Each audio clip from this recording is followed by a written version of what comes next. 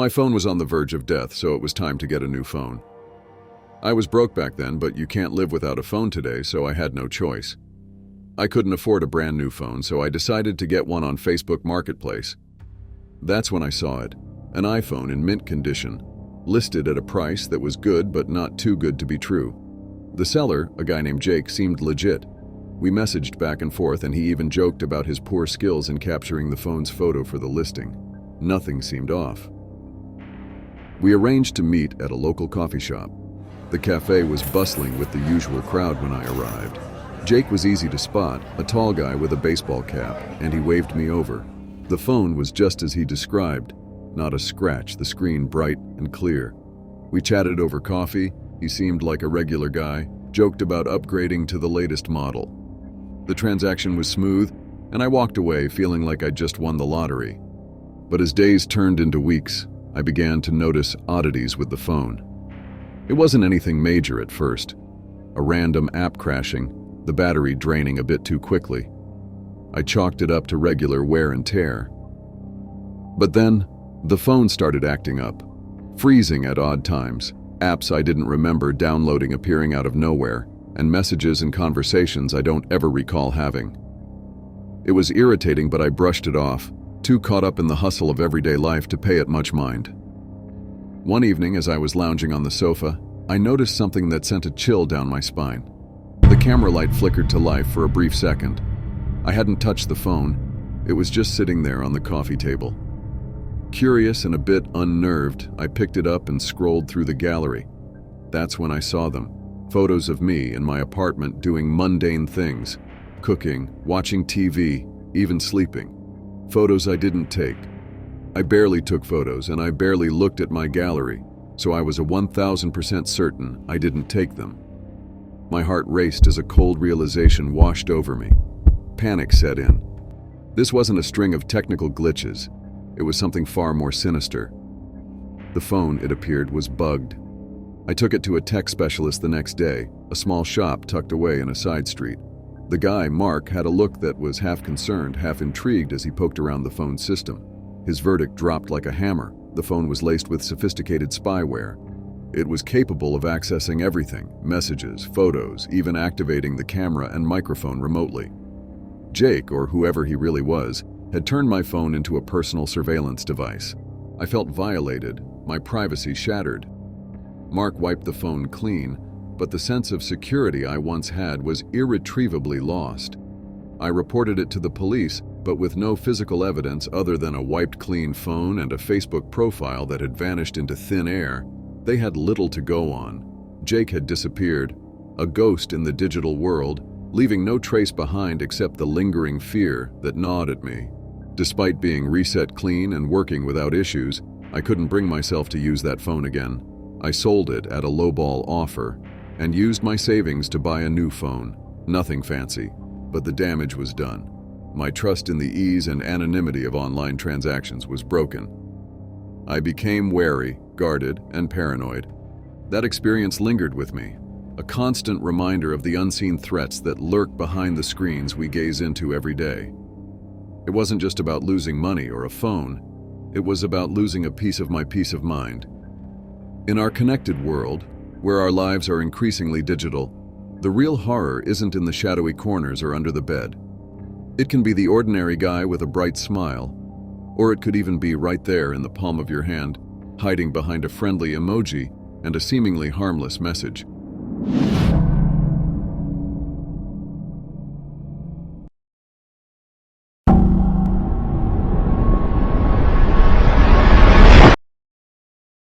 It started as a simple enough transaction on Facebook Marketplace, a vintage camera that caught my eye.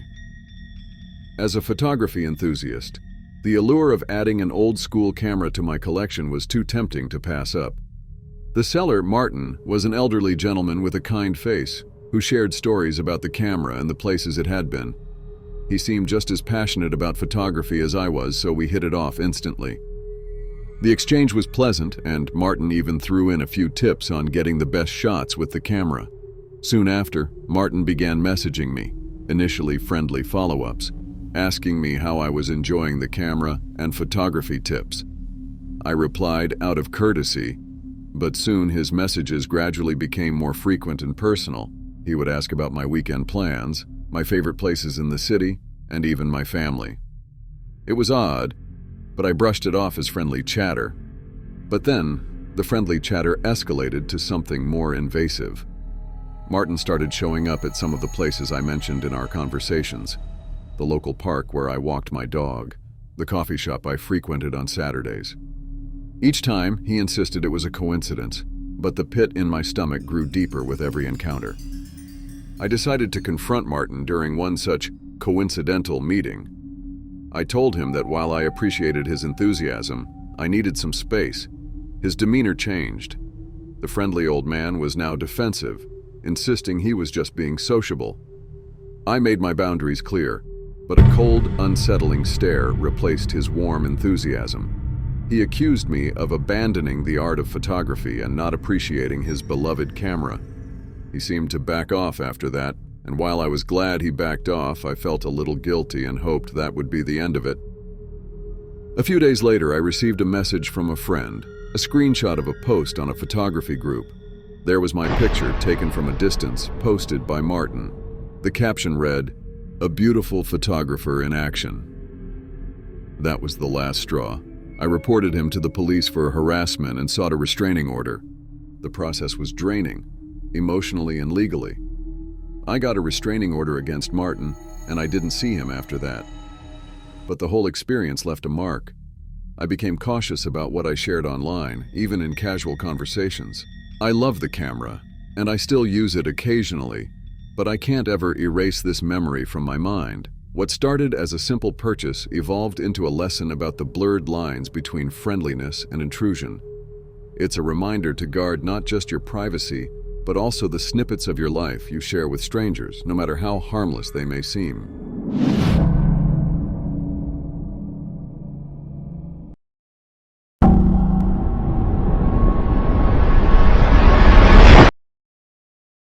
I remember it clearly. It was a late one summer evening. As the city hummed softly outside my window, I decided it was time to sell my old laptop. I bought a brand new laptop, and the old one was gathering dust. Remembering my friends talk about how quickly they sold things on Facebook Marketplace, I listed it on there, hoping for a quick sale. The listing caught the eye of a buyer, Greg, who was keen on getting a computer for basic use. He seemed nice enough. Just a guy trying to find a decent deal. We agreed to meet at a local cafe. Greg was punctual, a young guy, maybe in his late 20s, with a friendly demeanor. He inspected the laptop, asked a few basic questions, and paid in cash. The transaction was smooth and quick. I walked away feeling pleased with the ease of the sale. But that sense of satisfaction didn't last long. About 2 weeks later, strange things began happening. I started receiving emails about accounts I never opened and charges on credit cards I didn't own. At first, I thought it was just spam or a mistake. But then came the call from my bank about suspicious activities involving my personal information. Panic set in as I realized what had happened. The old laptop. I hadn't been thorough enough in wiping it clean. It still contained bits of my personal data, and Greg must have recovered them. My stomach churned at the thought of a stranger rifling through my personal life. Sleepless nights followed, and the repercussions of that seemingly simple transaction echoed for months. I felt violated, my privacy breached, my trust in people shattered.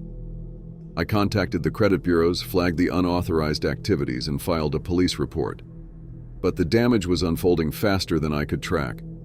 I reached out to Greg, but his phone was disconnected, and his Facebook profile vanished. He had vanished into thin air, just like my personal data. My credit score took a hit, and dealing with the financial institutions was a labyrinth of red tape and frustration. The following weeks were a whirlwind of phone calls, emails, and meetings with the bank and credit companies trying to secure my accounts and salvage my credit score. It was a grueling process, filled with frustration and anxiety. I had to set up numerous fraud alerts and monitoring services. The feeling of violation lingered. Someone had stolen a part of my identity, turning my life upside down. Eventually, the fraudulent activities ceased, and my financial life slowly returned to normal. But the lesson was learned the hard way. Now I'm extra cautious, ensuring that all my devices are completely wiped clean before selling them. I also keep a closer eye on my financial statements and online presence. The sense of security I once had, both online and offline, was gone. Even after the accounts were secured and the credit restored, the fear lingered. The knowledge that someone out there, a stranger, knew so much about me and had used it against me was haunting. I became meticulous about my personal information, paranoid even. Selling the computer had seemed like such a trivial thing, but it had exposed me to a world of digital theft and impersonation. It was a harsh lesson learned in the digital age. Your identity is as valuable as any physical possession. That old laptop, a gateway to my personal life, was a stark reminder of how closely our identities are tied to our digital devices.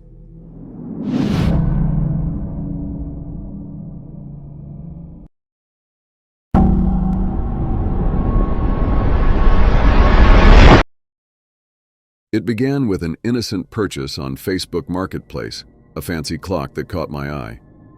It was unique, a vintage style that fit perfectly with my apartment's aesthetic. The seller, a guy named Tom, said it was part of his late grandfather's collection. We met at a bustling local cafe, and he seemed like a regular guy, just clearing out some old stuff. The clock was even more impressive in person, and I was thrilled with the find. It was like I discovered a hidden gem. For weeks, the clock sat on my mantle, a charming addition to my living room. Then, one quiet evening, as I turned off the lights to go to bed, something unusual caught my eye. A faint, blinking red LED light on the clock, visible only in the dim glow of the evening. Curiosity led me to inspect it closer, and to my horror, I uncovered a tiny, well-concealed camera lens embedded in the clock's intricate design. A nauseating wave of violation washed over me. On inspection, I found a tiny lens, artfully hidden within the clock's ornate design. My heart sank as the realization hit me. It was a camera. Feeling vulnerable and exposed, I immediately contacted the police. With Tom's profile now mysteriously deleted and his phone number unreachable, the police seemed to hit a dead end. I filed a report, but there was little hope of finding him. The thought of someone invading my privacy, watching my every move through that clock, left a lingering sense of disgust and fear. I scoured my apartment, paranoid about what other devices might be lurking in plain sight. I didn't find anything else, so I tried to move on, but the violation haunted me. Weeks passed, and the incident became a disturbing memory. I tried to forget, as I was almost certain this was a hopeless dead end. Then, out of the blue, the police contacted me with an update. They had caught Tom, and the truth was more disturbing than I could have imagined. He was part of a larger, sinister network that dealt in hidden cameras and illegally filmed content. They found cameras disguised in everyday objects, planted in private homes, motel rooms, even Airbnb rentals. The footage consisted of private moments filmed without consent, some of it explicit, was suspected of being sold on the dark web. The news was spine-chilling. To think that a simple purchase, a clock I had admired every day, was a tool for something so vile was a shocking discovery. It was a gross violation and a betrayal of trust. What footage of me was filmed? What if it was a private, intimate moment? Was any of it circulating on the internet? It's nauseating to think about. I really hope no video of me was on the internet, but I don't really want to know either. I sometimes have nightmares about videos of me surface on the internet, but I hope the day someone discovers and shows me these videos never comes. Tom and his associates were eventually arrested, their dark web of surveillance dismantled. But the damage was done. I couldn't look at the clock without feeling a shiver run down my spine. I got rid of the clock, but its memory lingered, a constant reminder of the hidden dangers lurking within ordinary objects. The network's arrest brought some closure, but the unease remained. The marketplace, once a source of unique finds, now felt treacherous. I became wary of strangers and secondhand items, no longer seeing them as harmless. The clock, once a cherished find, became a symbol of my lost sense of security.